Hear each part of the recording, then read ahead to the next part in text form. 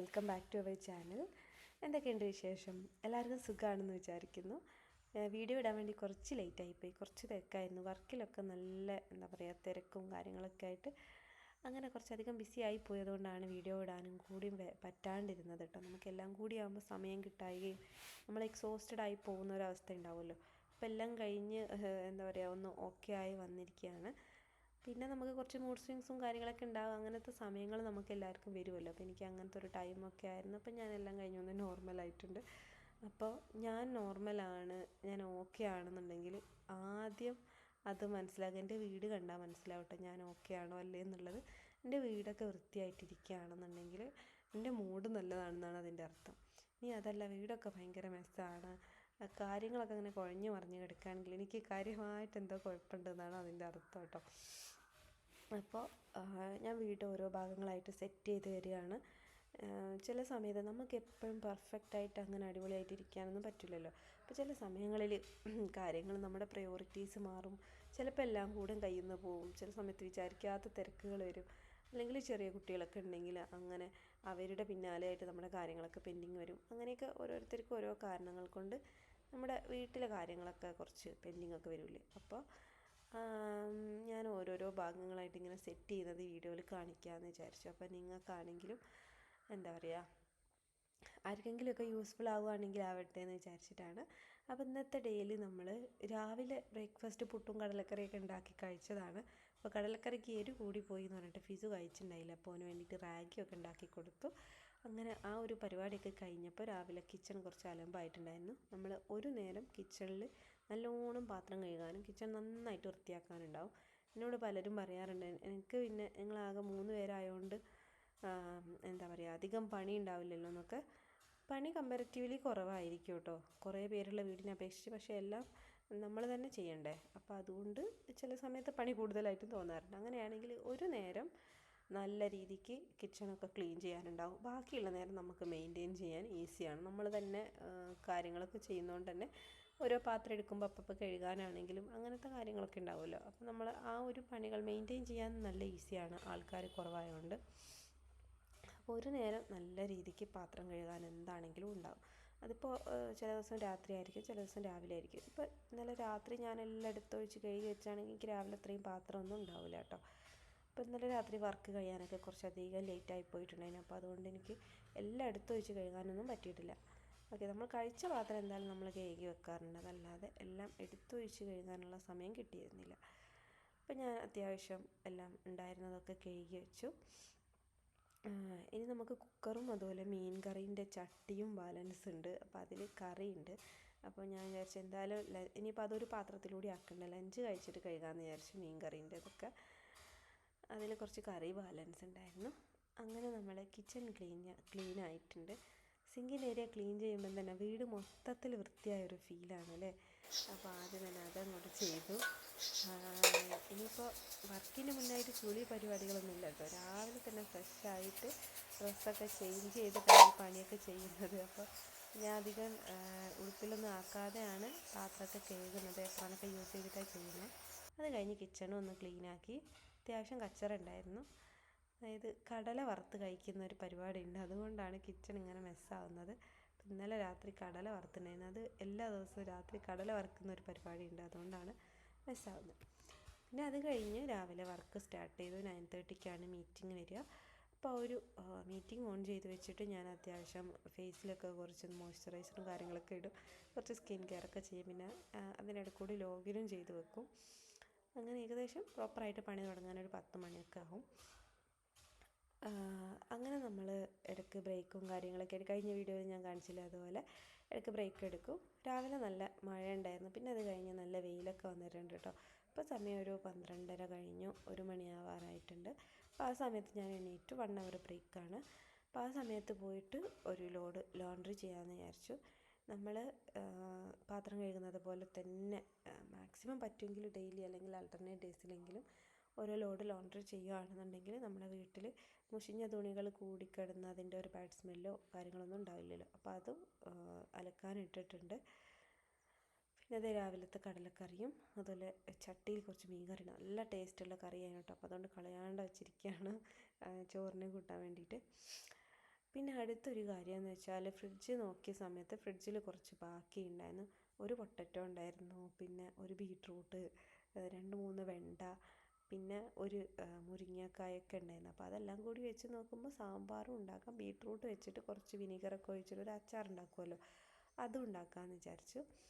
അപ്പോൾ ഒരു തട്ടിക്കൂട്ട് പരിപാടിയാണ്. പിന്നെ പരിപ്പൊന്നും ഇനിയിപ്പോൾ വേവിക്കുന്നില്ല കേട്ടോ. കുക്കറിൽ കുറച്ച് കടലക്കറി ഉണ്ടല്ലോ, അപ്പോൾ അതിലോട്ടാണ് നമ്മൾ സാമ്പാർ ഉണ്ടാക്കാൻ പോകുന്നത്.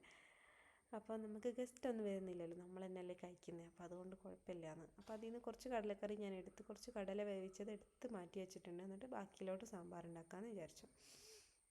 നമ്മൾ ഫ്രിഡ്ജിൽ എന്താ ബാക്കിയുള്ളതെന്നൊക്കെ നോക്കിയിട്ട് അത് വെച്ചിട്ട് എന്തെങ്കിലും കറിയും കാര്യങ്ങളൊക്കെ പ്ലാൻ ചെയ്ത് അങ്ങനെ ചെയ്ത് കഴിഞ്ഞാൽ നമുക്കൊരു കറിയുമായി. പിന്നെ നമ്മളെ ഫ്രിഡ്ജ് ക്ലീൻ ആവുകയും ചെയ്യും. നമുക്ക് ഇനി സാധനം വാങ്ങുന്ന സമയത്ത് ഫ്രഷ് ആയിട്ടെല്ലാം വാങ്ങാമല്ലോ. അങ്ങനെ എല്ലാം കൂടി ഇട്ടിട്ട് ഒരു സാമ്പാർ അങ്ങോട്ട് തട്ടിക്കൂട്ടി. നല്ലതായിരുന്നു കേട്ടോ. പിന്നെ നമ്മൾ കുറച്ച് വെളിച്ചെണ്ണയിൽ മസാലപ്പൊടികളൊക്കെ ചൂടാക്കി അതിലോട്ട് ഈ വേവിച്ച പച്ചക്കറികളെല്ലാം കൂടി ഇട്ട് കൊടുക്കുകയാണ് ചെയ്തത്. തട്ടിക്കൂട്ട് സാമ്പാറാണ്, കണ്ടാൽ തന്നെ അറിയാമല്ലോ. പക്ഷേ ഇത് ഇരുന്ന് നല്ല തിക്കായിട്ട് വരും കേട്ടോ. കുറച്ച് നേരം കഴിയുമ്പോഴേക്ക് ഞാനിപ്പോൾ സാമ്പാർ ഉണ്ടാക്കിയാലും നല്ല കട്ടിയായി പോകും. അപ്പോൾ അതുകൊണ്ട് ഞാൻ ഉണ്ടാക്കുന്ന സമയത്ത് കുറച്ച് ലൂസാക്കി അങ്ങോട്ട് വെക്കും. കുറച്ച് കഴിയുമ്പോഴേക്ക് അത് ഇങ്ങനെ തിക്കായിട്ട് വരും. അപ്പോൾ നമ്മൾ കടലക്കറി കടലക്കറി എന്ന് പറഞ്ഞാലും തെറ്റൊന്നുമില്ല. അങ്ങനെ നമ്മുടെ സാമ്പാർ അവിടെ റെഡി ആയിട്ടുണ്ട്. പിന്നെ ഫിഷ് ഉണ്ട് മാരിനേറ്റ് ചെയ്ത് വെച്ചത്. അപ്പോൾ ഞാൻ എല്ലാം കൂടി ഉപയോഗിച്ച് അങ്ങോട്ട് തീർക്കാമെന്ന് വിചാരിച്ചു. ഫിഷ് കഴിഞ്ഞ ദിവസം മാരിനേറ്റ് ചെയ്ത് വെച്ചാണ്. അപ്പോൾ ഞാൻ കുറേ നാൾ അങ്ങനെ ഫിഷ് ഫ്രീസറിലും ഒന്നും വെച്ച് യൂസ് ചെയ്യാറില്ല കേട്ടോ. എനിക്ക് നോൺ വെജ് അങ്ങനെ കുറേ നാൾ ഫ്രീസറിൽ വെച്ച് യൂസ് ചെയ്യുന്നതിനോട് എനിക്കെന്തോ അതിൻ്റെ ടേസ്റ്റിൽ ഒരു വ്യത്യാസം വരുമ്പോൾ തോന്നാറുണ്ട്. വലിയൊരു താല്പര്യമില്ല. 2-3 ദിവസമൊക്കെ വെക്കാമെന്നല്ലാതെ അതിൽ കൂടുതലൊന്നും 1 വീക്കിലോട്ടൊന്നും ഞാനങ്ങനെ വെക്കാറേ ഇല്ല കേട്ടോ. നമ്മളങ്ങനെ ഫ്രഷായിട്ട് വാങ്ങി ഉപയോഗിച്ച് ശീലമായതുകൊണ്ടാണെന്ന് തോന്നുന്നു. അതല്ലെങ്കിൽ തന്ത വൈബ് അതിൻ്റെ ആണെന്ന് അറിയില്ല. ഇപ്പം എനിക്കതങ്ങോട്ട് ഇഷ്ടപ്പെടുന്നില്ല. പ്രായം കൂടി വരികയല്ലേ, അപ്പം നമുക്ക് അങ്ങനത്തെ ഓരോ ചിട്ടകളും കാര്യങ്ങളൊക്കെ വരുമല്ലോ എന്തായാലേ. പക്ഷെ പച്ചക്കറികളൊക്കെ അങ്ങനെ ഞാൻ ചെയ്യാറുണ്ട് കേട്ടോ. അങ്ങനെ ഫ്രീസ് ചെയ്ത് വെക്കുകയാണെങ്കിൽ അടിപൊളിയാണ്. ഞാനത് ഉടനെ ചെയ്യുന്നുണ്ട്, നിങ്ങൾക്ക് കാണിച്ചു തരാം കേട്ടോ. അപ്പോൾ ഞാൻ ഓരോരോ കാര്യങ്ങളായിട്ട് ഇങ്ങനെ സെറ്റ് ചെയ്ത് വരുന്നേ ഉള്ളൂ. അപ്പോൾ എനിക്ക് മെയിനായിട്ട് സെറ്റ് ചെയ്യാനുള്ളതെന്ന് വെച്ചാൽ ഡേ ടു ഡേ പണികൾ നമുക്ക് എല്ലായിടത്തും ലൈക്ക് എന്താ പറയുക, ബെഡ് വൃത്തിയാക്കുക, അലക്കുക, ഫ്ലോർ വൃത്തിയാക്കുക, പാത്രം കഴുകുക, കുക്കിംഗ്, മുറ്റടിച്ച് വരിക, ഈ പണികളൊക്കെ നമുക്ക് ഡെയിലി അല്ലെങ്കിൽ ആൾട്ടർനേറ്റ് ഡേയ്സിൽ ചെയ്യാനുണ്ടാവും. അതല്ലാതെ പ്രത്യേകം ശ്രദ്ധ കൊടുത്ത് ചെയ്യേണ്ട കാര്യങ്ങളാണ് അലമാരകൾ ഒതുക്കുക, അതുപോലെ ഫ്രിഡ്ജ് ക്ലീൻ ചെയ്യുക, പാൻട്രി ക്ലീൻ ചെയ്യുക, ഈ ഒരു കാര്യങ്ങൾ. അപ്പോൾ അത് എനിക്ക് ഭയങ്കര ഇമ്പോർട്ടൻ്റ് ആണ്. വീടിൻ്റെ കാണുന്ന ഭാഗം വൃത്തിയാക്കുന്നതിനേക്കാളും ഈ കാണാത്ത ഭാഗങ്ങൾ വൃത്തിയാക്കുക എന്ന് പറയുന്നത് നല്ല എന്താ പറയുക, എനിക്ക് അത് ചെയ്തില്ലെങ്കിൽ ഭയങ്കര പ്രശ്നമാണ് കേട്ടോ. അങ്ങനെ ഓൾമോസ്റ്റ് നമ്മുടെ ബ്രേക്ക് കഴിഞ്ഞു. ഞാൻ പിന്നെയും വർക്കൊക്കെ ചെയ്തു. പിന്നെ ഈവനിങ് ഒക്കെ ആയാൽ ഇക്കയും എല്ലാവരും കൂടെ ഈ ബഹളമാവും. അപ്പോൾ അതുകൊണ്ട് ഞാൻ പിന്നെ ഗസ്റ്റ് റൂമിൽ പോയിട്ടാണ് വർക്ക് ചെയ്യുന്നത്. അങ്ങനെ വർക്ക് കഴിഞ്ഞു. 6:30 ആയപ്പോൾ ഞാൻ ലോഗ് ഔട്ട് ചെയ്തു. എനിക്ക് സത്യത്തിൽ വർക്ക് ചെയ്യാനും എൻ്റെ സാമഗ്രികൾ വെക്കാനുള്ളൊരു പ്രോപ്പർ പ്ലേസ് ഇല്ല കേട്ടോ. അപ്പോൾ ഞാനൊരു വൈകുന്നേരം വരെ ഒരു 3 മണി 4 മണി വരെയൊക്കെ ഹോളിലിരുന്ന് വർക്ക് ചെയ്യും. പിന്നെ അത് കഴിഞ്ഞ് ഈ റൂമിൽ വന്നിട്ട് വർക്ക് ചെയ്യുന്നത്. ഡോർ അടച്ചിട്ട് ചെയ്യാൻ വേണ്ടിയിട്ടാണ്. അല്ലെങ്കിൽ ഇവിടെ പാട്ടും കൂത്തും ബഹളവും കാര്യങ്ങളൊക്കെ ആയിരിക്കും കേട്ടോ. TV ഒക്കെ വെക്കും. അപ്പോൾ അത് കഴിഞ്ഞു. ഫിസുവിൻ്റെ ഡ്രസ്സൊക്കെ വെക്കുന്ന ഒരു ഓർഗനൈസർ, ഓൻ്റെ ക്ലോത്ത്സ് കാര്യങ്ങളൊക്കെ അതിലാണ് വെക്കുന്നത്. അപ്പോൾ അത് ഓനെ കൊണ്ട് തന്നെ ഞാൻ അവിടെ തരംതിരിച്ച് മടക്കിയൊക്കെ വെപ്പിക്കുകയാണ്. അപ്പോൾ ഓനത് ചെയ്യുന്നുണ്ട്. പിന്നെ വീണ്ടും കുറച്ച് കടല കഴിക്കണം തോന്നിയിട്ട് കടല വറുത്ത് കഴിക്കുകയാണ്. ഞാൻ കടല വറുക്കുമ്പോൾ എപ്പം കുറച്ച് കരിഞ്ഞു പോകാറുണ്ട് കേട്ടോ. എനിക്ക് അടിപൊളിയായിട്ട് കടല വറുക്കാറുണ്ട്. അപ്പോൾ ഞാനിങ്ങനെ ചെയ്യുമ്പോൾ അധികം കരിഞ്ഞു പോകും, പക്ഷേ ടേസ്റ്റ് ഉണ്ടാവാറുണ്ട് കേട്ടോ. അങ്ങനെ കടലയൊക്കെ വറുത്ത് 3 പേർക്കും ഓരോ കോണിലൊക്കെ ആക്കിയിട്ട് നമ്മൾ കഴിക്കാമെന്ന് വിചാരിച്ചു. കടല കഴിക്കാമെന്ന് വെച്ചാൽ വീട് മെസ്സാകുന്നൊരു പരിപാടിയാണ്. ഫ്ലോറിലൊക്കെ നല്ല കച്ചറ വരുന്ന ഒരു പണിയാണ് കടല വറുക്കുന്നത്. അപ്പോൾ അതുകൊണ്ട് തന്നെ എന്താണ് നമ്മൾ പുറത്ത് പോയിരുന്നിട്ടാണ് കേട്ടോ കടല വറുത്തൊക്കെ കഴിക്കാറുള്ളത്. ഇന്ന് രാവിലെ ചെറുതായിട്ട് മഴ ഉണ്ടായിരുന്നെങ്കിലും പിന്നെ നല്ല വെയിലൊക്കെ ആയിരുന്നു. അതുകൊണ്ട് പുറത്തൊക്കെ ഡ്രൈ ആയിട്ടിരിക്കുക, നമുക്ക് പുറത്ത് പോയി ഇരിക്കാനൊക്കെ പറ്റും. അപ്പോൾ നമ്മൾ ജസ്റ്റ് പുറത്ത് പോയി ഇരുന്നിട്ട് ആ ഒരു കടലയൊക്കെ കഴിച്ച് വർത്താനൊക്കെ പറഞ്ഞുകൊണ്ടിരിക്കാൻ വേണ്ടിയിട്ട് റെഡിയാക്കി വെച്ചതാണ്. പിന്നെ ഇക്ക വന്ന സമയത്ത് എന്തൊക്കെയോ സാധനങ്ങളൊക്കെ കൊണ്ടുവന്നിട്ടുണ്ടായിരുന്നു. ഇക്കക്ക് ഒരു എവിടുന്നോ കിട്ടിയതായിരുന്നു കേട്ടോ. ഒരു സാൻഡ്വിച്ചും ലഡ്ഡും എല്ലാം കൂടിയുള്ളൊരു ബോക്സായിരുന്നു. അപ്പോൾ അത് ഞങ്ങളെല്ലാവരും കൂടി ഷെയർ ചെയ്തിട്ട് കഴിച്ചു. പിന്നെ ഫിസുവിന് ബ്രെഡും എഗ്ഗും കൂടിയും ടോസ്റ്റ് വേണമെന്ന് പറഞ്ഞിട്ടുണ്ടായിരുന്നു. അപ്പം എന്താ ഉണ്ടാക്കുന്നതെന്ന് എനിക്ക് വലിയ ഐഡിയ ഉണ്ടായില്ല. അപ്പോൾ ഞാൻ ജസ്റ്റ് ഇങ്ങനെ ഞാൻ ഉദ്ദേശിച്ചതെന്ന് വെച്ചാൽ നല്ല തിക്കായിട്ടുള്ള ഒരു ബ്രെഡ് പോലെ ആയി കിട്ടുന്ന ഒരു സംഭവം യൂട്യൂബിൽ കണ്ടിട്ടുണ്ടായിരുന്നു. അപ്പം ഞാൻ ഉണ്ടാക്കിയത് ചെറുതായിട്ട് പാളിപ്പോയിട്ടുണ്ട്. ഇത് ശരിക്കും ബ്രെഡ് അതിൽ മുക്കിയിട്ട് 4 ഭാഗവും അങ്ങനെ ടോസ്റ്റ് ചെയ്തെടുത്താൽ മതിയായിരുന്നു. അങ്ങനെ കട്ടിയുള്ളൊരു ബ്രെഡ് പോലെ യൂട്യൂബിൽ ഇങ്ങനെ ഒരു തംബ്നെയിൽ കണ്ട ആ വീഡിയോ കണ്ടു നോക്കിയതായിരുന്നു. പക്ഷേ അത് ചെറുതായിട്ട് പാളിപ്പോയിട്ടുണ്ട്. അത് കുഴപ്പമില്ല. പിന്നെ ഞാനത് ജസ്റ്റ് ഇങ്ങനെ കട്ട് ചെയ്ത് എല്ലാ സൈഡും വേവിച്ച് എടുത്തു. പിന്നെ ഇക്ക വന്ന സമയത്ത് ഈ കിച്ചണിൽ ഫുഡ് പരിപാടി കഴിഞ്ഞപ്പോൾ കിച്ചൺ വീണ്ടും ഒന്ന് മെസ്സായിട്ടുണ്ട്. അത് അപ്പം തന്നെ അങ്ങ് ക്ലീൻ ചെയ്തില്ല എന്നുണ്ടെങ്കിൽ നല്ല പണി കിട്ടും. സാധനങ്ങളൊക്കെ അങ്ങോട്ടും ഇങ്ങോട്ടും എടുത്ത് വെക്കാനുള്ളതൊക്കെ എടുത്ത് വെച്ച് ജസ്റ്റ് അവിടെ ഒന്ന് അങ്ങ് ക്ലീൻ ചെയ്തു. പിന്നെ പോയി കുളിച്ച് ഫ്രഷായി. ഇപ്പോൾ ഏകദേശം രാത്രി 8 മണിയായിട്ടുണ്ട് കേട്ടോ. അപ്പോൾ അതെ 8 മണിയായപ്പോൾ തുണി മടക്കാമെന്ന് വിചാരിച്ചു. എൻ്റെ അലമാര കണ്ടില്ലേ ആകെ മെസ്സായി കിടക്കുകയാണ്, നല്ല വാരി വലിച്ചിട്ടിരിക്കുകയാണ്. അപ്പോൾ എനിക്ക് എത്രയോ നാളായിട്ടൊരു സമാധാനമില്ല കേട്ടോ. ഇത് വിചാരിച്ചാൽ പിന്നെ എനിക്ക് ഭയങ്കര ടെൻഷനാണ്, പ്രാന്താവും. അപ്പം ഞാനത് മടക്കി വെക്കുകയാണ്. അപ്പോൾ മടക്കി വെക്കുന്ന സമയത്ത് കുറച്ച് ഡീക്ലട്ടർ ചെയ്യാനൊക്കെ ഉണ്ടായിരുന്നു. അപ്പോൾ അതൊക്കെ ചെയ്തു. അപ്പോൾ ഞാനിത് മടക്കുന്നതിൻ്റെ വീഡിയോ ഞാൻ എടുത്തില്ല കേട്ടോ. കാരണം എന്താണെന്ന് വെച്ചാൽ വീഡിയോ എടുക്കാൻ പറ്റിയൊരു സിറ്റുവേഷൻ ആയിരുന്നില്ല. കുറേ സാധനങ്ങളെല്ലാം കൂടി വാരി വലിച്ചിട്ടതായിരുന്നു. അപ്പോൾ ഞാനതെല്ലാം കൂടി മടക്കി വെച്ചു. അപ്പോൾ ഓരോന്ന് എങ്ങനെയാണ് അറേഞ്ച് ചെയ്ത് വെച്ചതെന്നുള്ളത് കാണിച്ചു തരാം. നല്ല അടിപൊളി സെറ്റപ്പായിട്ടൊന്നും ചെയ്തിട്ടില്ല. എനിക്ക് എടുക്കാനും വെക്കാനൊക്കെ ഉള്ള എളുപ്പത്തിനൊക്കെ വേണ്ടിയിട്ടാണ്. അപ്പോൾ ഇതിൽ നിന്ന് ചിലപ്പോൾ 1-2 പ്രാക്ടിക്കൽ ടിപ്സ് നിങ്ങൾക്ക് കിട്ടാനുള്ള ചാൻസ് ഉണ്ട് കേട്ടോ.